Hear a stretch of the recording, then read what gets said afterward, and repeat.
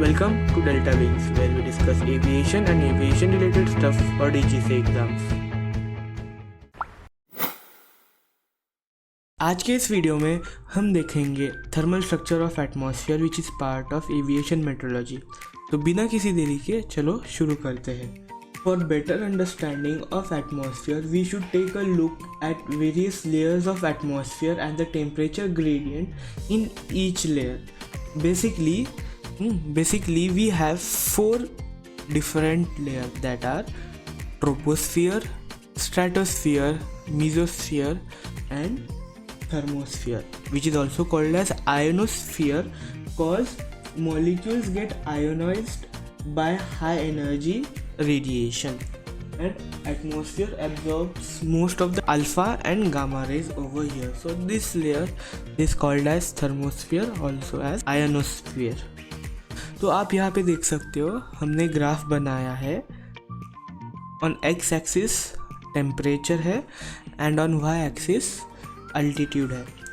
Temperature यहाँ पे 0 degree Celsius, यहाँ पे 20 degree Celsius means warmer than 0 degree Celsius, and यहाँ पे नेगेटिव टेम्परेचर प्लॉट किया गया है, दैट इज़ -20, -40, -60, -80 एंड -100। यहाँ पे वाई एक्सिस में अल्टीट्यूड दिया गया है किलोमीटर्स में, 10 किलोमीटर्स, 20 किलोमीटर्स, 30, 40 अप टू 100।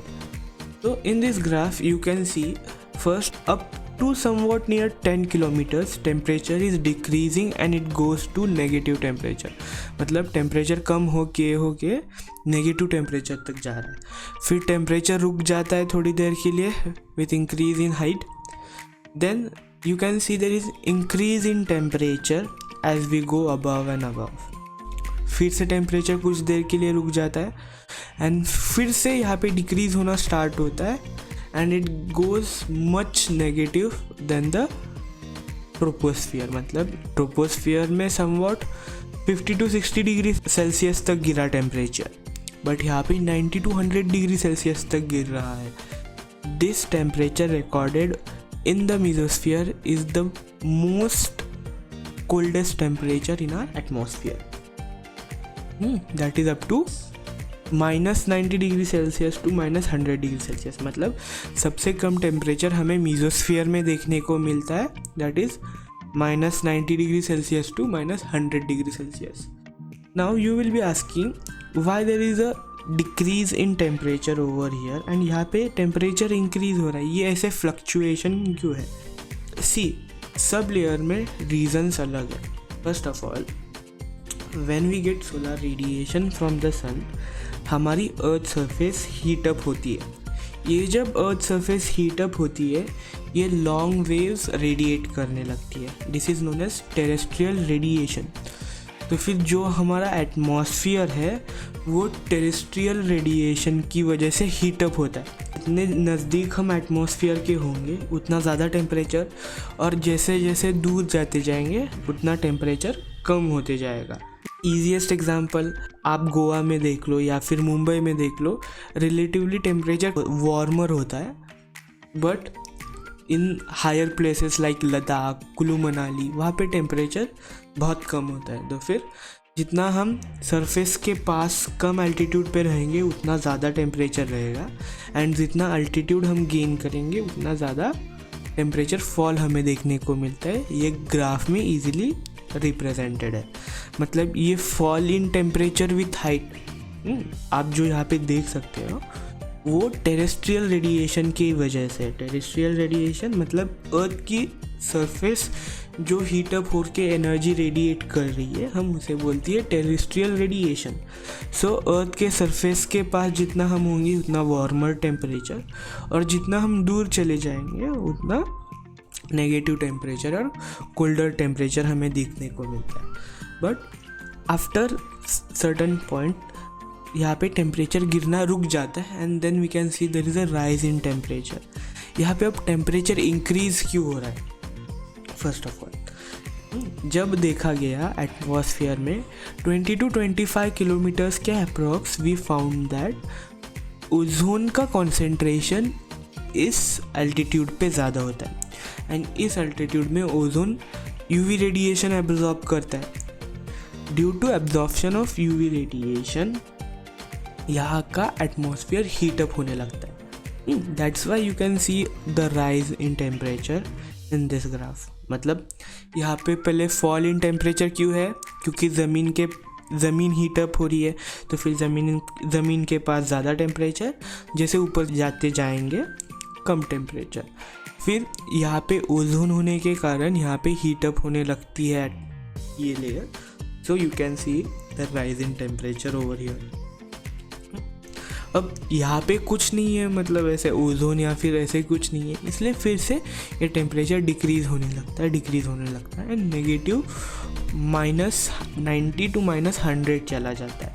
ये सबसे कम टेम्परेचर एटमॉस्फेयर में देखा गया वो मीज़ोपॉज़ में देखा जाता है. अब यहाँ पे 3 जगह पे टेम्परेचर रुक जाता है विथ अल्टीट्यूड, मतलब सेम टेम्परेचर सर्टन हाइट तक रहता है. यहाँ पे और यहाँ पे इस लेयर को हमने डिफरेंट नाम दिए हैं. दैट इज़ पहले ट्रोपोस्फियर के ऊपर हमने ट्रोपोपॉज लगाया, मतलब टेम्परेचर पॉज हो गया गिरना.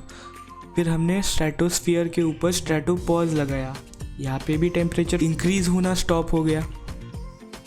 एंड यहाँ पे मीजोस्फियर के ऊपर मीजोपॉज लगा दिया, यहाँ पे टेम्परेचर फिर से गिरना रुक गया. तो फिर अभी तक हमने कौन से लेयर्स देखे? ट्रोपोस्फियर, उसके बाद आता है ट्रोपोपॉज, फिर स्ट्रेटोस्फियर, उसके बाद आता है स्ट्रेटोपॉज, फिर मीजोस्फियर, उसके बाद आता है mesopause, and then thermosphere also known as ionosphere. हमने देखा कि जो अर्थ सरफेस हीट अप होकर एनर्जी रेडिएट करती है, इसलिए अर्थ सरफेस के पास ज़्यादा टेम्परेचर है, एंड जैसे अल्टीट्यूड इंक्रीज होते जाता है टेम्परेचर गिरने लगता है.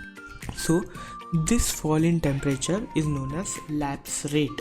अर्थ सरफेस हीट अप होती है, उसकी वजह से अर्थ रेडिएट करती है हीट, और अर्थ के हीट अप होने से एटमॉस्फेयर भी हीट अप होता है, उसे हम बोलते हैं टेरेस्ट्रियल रेडिएशन. अब ये टेम्परेचर डिक्रीज होते जा रहा है जैसे हम हाइट बढ़ रही है. उस decrease in temperature with increase in height को बोला जाता है लैप्स रेट. लैप्स रेट की भी वैल्यू है, दैट इज़ 6.5 डिग्री सेल्सियस पर किलोमीटर और 2 डिग्री सेल्सियस पर 1000 फीट. मतलब जैसे ही आप 1 किलोमीटर ऊपर जाएंगे आपको 6.5 डिग्री सेल्सियस कम टेम्परेचर देखने को मिलेगा. अगर आप 2 किलोमीटर ऊपर जाते हो तो फिर 6.5 प्लस 6.5 टेम्परेचर कम देखने को मिलता है, that is 13 degree Celsius minus करना पड़ेगा जो एक्चुअल टेम्परेचर है. अब यहाँ पे आप देख सकते हो कि ओजोन लेयर होने के कारण, ओजोन की सबसे ज़्यादा कॉन्सेंट्रेशन होने के कारण 20 to 25 किलोमीटर्स में यहाँ पे एटमॉस्फेयर हीट अप हो रहा है, तो फिर टेम्परेचर इंक्रीज हो रहा है. तो इस टर्म को हम बोलते हैं inversion. Increase in temperature with height is called as inversion. अब यहाँ पे लैप्स रेट है, मतलब टेम्परेचर गिर रहा है. फिर यहाँ पे लैप्स रेट का उल्टा यानी कि इन्वर्जन देखने को मिलता है, एंड इसके बीच में हमें टेम्परेचर फ्लक्चुएट नहीं हो रहा, कांस्टेंट टेम्परेचर विथ हाइट देखने को मिलता है. इस कांस्टेंट टेम्परेचर विथ हाइट को बोला जाता है आइसोथर्मल लेयर. आइसोथर्मल मतलब iso means same, thermal means temperature.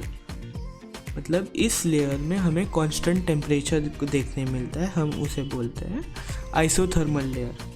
यहाँ पे एक कॉमन टेम्परेचर देखा गया, that is -56.5 degree Celsius. -56.5 degree Celsius. तो हमने ओवरऑल देखा कि डिफरेंट लेयर्स है एटमॉस्फेयर में, डिफरेंट लेयर में डिफरेंट टेम्परेचर टेंडेंसी है. नीचे we can see lapse rate, फिर ऊपर जाके हमें इन्वर्जन देखने को मिलता है, एंड फिर से हम देख सकते हैं there is fall in temperature.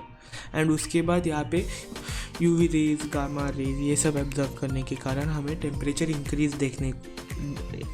Increase with height देखने को मिलता है. And also due to such higher temperature molecules get ionise, so हम इसे आयनोस्फीयर भी बोलते हैं। तो आपको ये ग्राफ समझ में आ गया। तो फिर सर्टन लेवल्स के कुछ पॉइंट्स हमें याद रखने हैं, जैसे कि जो ट्रोपोस्फियर है उसमें हमें लैप्स रेट देखने को मिलता है। जो ट्रोपोपॉज है वो आइसोथर्मल लेयर है, उसका टेम्परेचर कांस्टेंट है, that is -56.5 degree Celsius. Lapse rate कितना है? 6.5 डिग्री सेल्सियस पर किलोमीटर और 2 डिग्री सेल्सियस पर 1000 फीट। अब कुछ कैरेक्टरिस्टिक है ट्रोपोपॉज की। सी, ट्रोपोपॉज की हाइट सब जगह इक्वल नहीं है। इक्वेटर पे ट्रोपोपॉज 16 to 18 किलोमीटर के बीच में देखा जाता है एंड पोल्स पे ट्रोपोपॉज अप्रॉक्स 8 to 10 किलोमीटर के बीच में देखा जाता है। तो फिर ट्रोपोपॉज की हाइट वेरी करती है एंड इन दोनों लेयर के बीच में हमें ब्रेक इन ट्रोपोपॉज देखा जाता है, दैट इज़ 40 डिग्रीज पे नॉर्थ एंड 40 डिग्री साउथ पे। मतलब ये जो नॉर्दर्न हेमिस्फीयर में नॉर्थ पोल के पास वो 8 to 10 किलोमीटर्स है एंड सेम लेयर इक्वेटर के पास इतनी ज़्यादा हाइट पे है। तो फिर यहाँ पे लेयर चेंज या फिर ब्रेक इन ट्रोपोपॉज हमें देखने को मिलता है, that is around 40 degrees north and 40 degrees south. Also कि हमें 8 किलोमीटर्स के बाद टेम्परेचर रिवर्सल देखने को मिलता है। There is a temperature reversal after 8 kilometers. Warmer the temperature, higher the tropopause. Tropopause की हाइट डिपेंड करती है टेम्परेचर पे। यहाँ पे इतनी ज़्यादा क्यों हाइट है? क्योंकि यहाँ पे सोलर रेडिएशन डायरेक्ट अर्थ के सरफेस पे पड़ता है। Hence, equator is much warmer than the polar region. Hence, the height of tropopause at the equator is much higher than the polar region. ये वैल्यूज़ आपको याद रखने हैं ट्रोपोपॉज की, दैट इक्वेटर के around 16 to 18 kilometres and poles के around 8 to 10 kilometres. Also कि temperature reversal कब देखने को मिलता है? हमें 8 किलोमीटर्स के बाद देखने को मिलता है। Most of our atmosphere is found up to upper troposphere, क्योंकि यहाँ पे लैप्स रेट है, there is a fall in temperature. तो फिर इसके रीज़न की वजह से जो वार्म एयर है, जो लेस डेंस एयर है, वो राइज करती है after certain level due to fall in temperature. Condense होके हमें क्लाउड फॉर्मेशन, साइक्लोन्स, ये सब फिनोमिनास देखने को मिलते हैं। इसलिए हम ट्रोपोस्फियर को मोस्टली अनस्टेबल लेयर भी बोलते हैं एंड यहाँ पे मतलब हमारा एटमॉस्फेयर इस लेयर तक सीमित है। बट हमें स्ट्रेटोस्फियर में भी और मीजोस्फियर में भी कुछ क्लाउड्स देखने को मिलते हैं, जैसे कि स्ट्रेटोस्फियर में हमें देखने को मिलती है मदर ऑफ पर्ल क्लाउड और नैक्रिलियस क्लाउड्स एंड मीजोस्फियर में हमें देखने को मिलता है नॉक्टिल्यूसेंट क्लाउड्स। अब इसे याद रखने की टेक्निक मैं बताता हूँ कि imagine mother of pearl clouds, nacreous clouds, मतलब a pearl jewellery on your mother's neck and also noctilucent clouds, मतलब upper mesosphere में imagine you are knocking on a door from outside, that is upper mesosphere, then the door opens and you see your mother inside the house with pearl jewelry on her neck। मतलब ये अंदर की layer होगी stratosphere, घर के अंदर की layer, and mesosphere घर के बाहर की लेयर जहाँ पे आप नॉक कर रहे हो। ऐसे just a random trick to remember this, मैंने इस तरीके से याद किया था। देन मीजोस्फियर में जैसे मैंने बताया कि -90 degree Celsius to -100 degree Celsius temperature देखने को मिलता है। ट्रोपोस्फियर अनस्टेबल रीजन है ड्यू टू लैप्स रेट, यहाँ पे क्लाउड फॉर्मेशन, वेरियस एक्टिविटीज़ देखने को मिलती है। स्ट्रेटोस्फियर में इन्वर्जन लेयर होने के कारण यहाँ पे इतने क्लाउड फॉर्मेशन देखने को नहीं मिलता, इसलिए हम इसे बोलते हैं स्टेबल लेयर। तो फिर ठीक है, आज के लिए बस इतना ही। इस वीडियो में हमने देखा thermal structure of atmosphere, 4 different layers of atmosphere, reason for change in temperature in each atmosphere, अगर आपको मेरा वीडियो पसंद आ गया तो please hit the like button and share it with your friends. If you want more such videos on aviation meteorology and other subjects, please subscribe to my channel. Thank you.